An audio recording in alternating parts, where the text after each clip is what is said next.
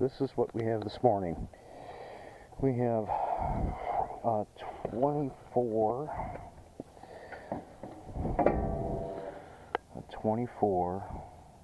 A and B 724, which is Infinity, Carrier Infinity,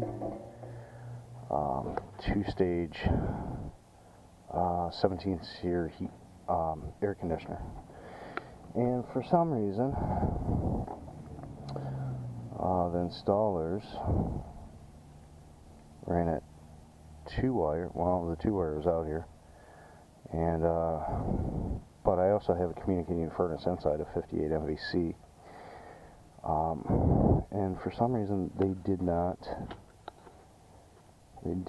put it on my communicating plug, but I have a communicating furnace downstairs, so we got to change this, get that where it's going to communicate, because we're having problems with Infinity Control throwing up a code of frozen coil.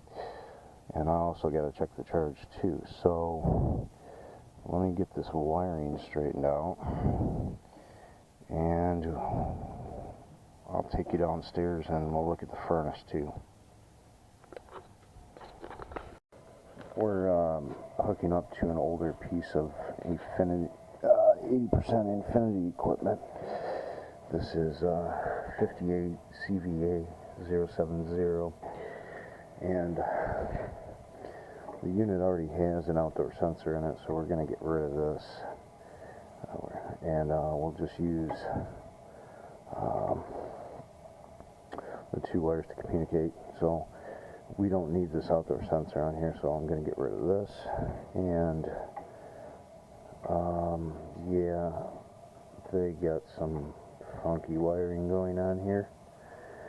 I don't know what they did. They have Y1, Y2 jump together. So what I'm going to do is I'm going to take this Y1 and Y2, these 2 wires here, and put it up into my communication plug and get rid of this outdoor sensor.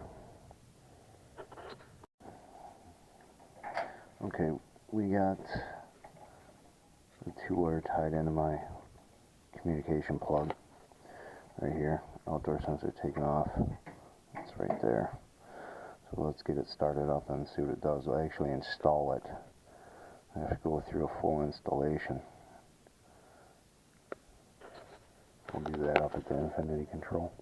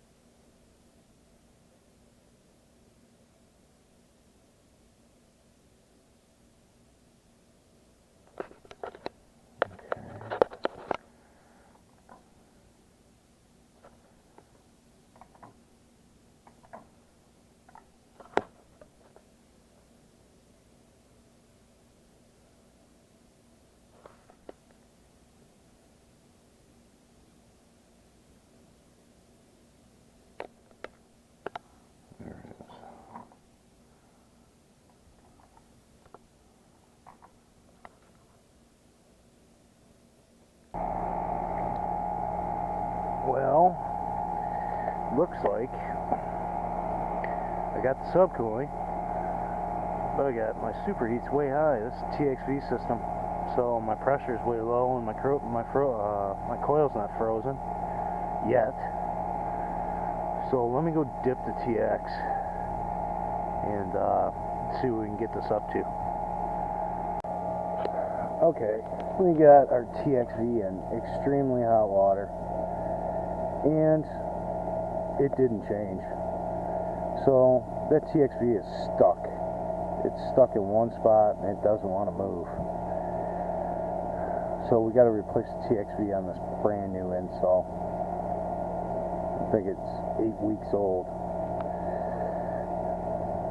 Well, that's it for this one right now, unless I get the TXV out here. We'll see. Alright, thanks.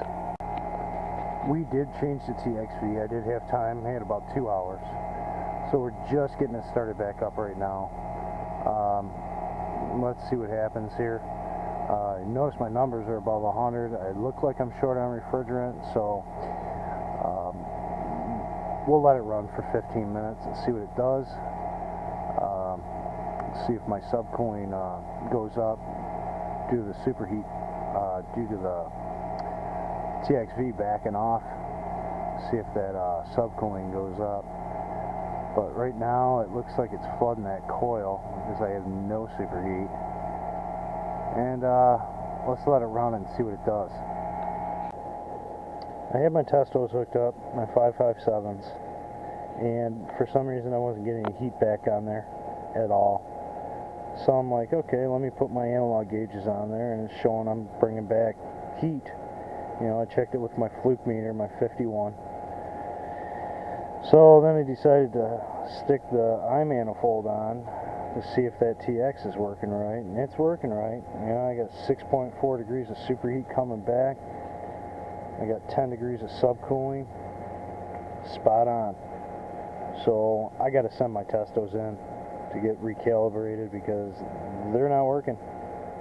So that kind of concludes this one.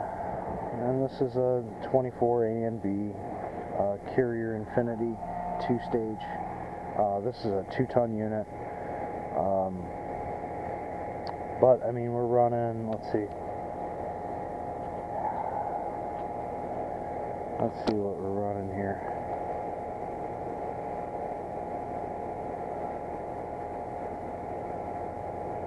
And one more. We're running 21,000 BTUs, 1.8 tons, so I mean we're pretty darn close. I got a 21 degree split. I'm pretty close. We got some restrictive ductwork, and I think that's part of the problem with my superheat and my tonnage. It's a little on the small side, so I mean I'm satisfied with this.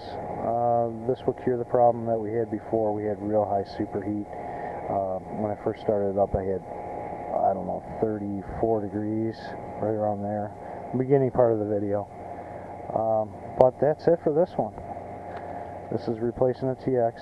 Unfortunately, I didn't get any footage of that, but we're good to go. Like and subscribe. Thanks.